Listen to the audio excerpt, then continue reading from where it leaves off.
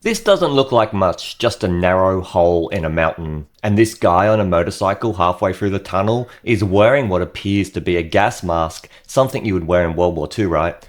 This tunnel has no traffic lights, no ventilation fans, no lane markings, and yet this tunnel takes 2 minutes and 33 seconds to drive through. Stay tuned to watch the full trip uninterrupted, which means it's probably close to about a kilometer long. So the real question is, why does something primitive like this even exist? This is the kind of tunnel you find in the mountains of Wulong District, Chongqing. Look at the map. You can see many streets and roads actually underground, under the city, even under the river, and Google has not yet mapped them or done Street View. Southwest China is brutal terrain, steep limestone mountains, deep valleys, villages isolated for decades. Before proper highways were built, communities had two choices: spend hours winding around mountain roads or blast straight through the rock. And in the 1970s to 1990s, blasting through rock was often cheaper than carving a stable road around it. So this isn't a tourist tunnel, it's a lifeline tunnel. It connected farming villages to markets, schools and hospitals.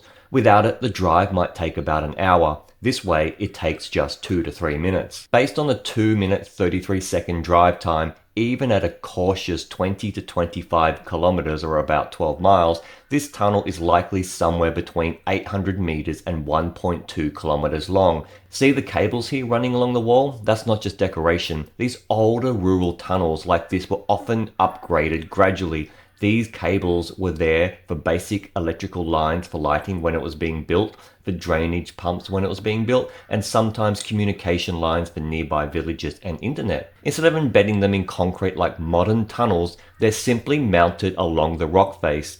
Because this wasn't engineered for aesthetics. This was engineered to make sure that people could go from A to B as quickly as possible. Now, why does it look wet when it's sunny outside? Now, this part actually freaks a lot of people out. It's sunny outside, but inside it actually looks like it's raining. That's because the mountain is limestone. Limestone is porous. Rainwater seeps into the mountain from above, sometimes days earlier, and slowly filters through the cracks in the rock. So even when the sky is clear, the mountain is still draining itself.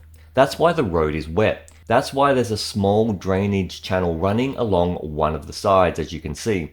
The tunnel isn't leaking because it's broken, it's just that the mountain is getting rid of the water. Now here's the wild part. There's no traffic light system, no timed entry, and no alternating signals. So how does this work? It's actually quite simple. Local drivers know the routine and the rules.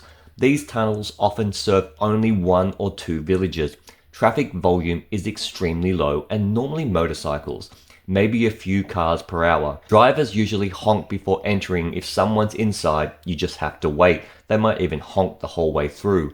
It's rather informal and it's a community-based traffic management system. So, would this work in most cities? Absolutely not. But here it has been working in China for decades. And that blue sign at the entrance, it reads, "Entering tunnel, slow down and proceed carefully." It's basically just telling you to go through it slow because once you enter, there is no turning around or no reversing. This tunnel isn't famous. There are many of these in China. It's not engineered to impress you. It represents just the fact that people need to move. So now let's watch the full drive uninterrupted.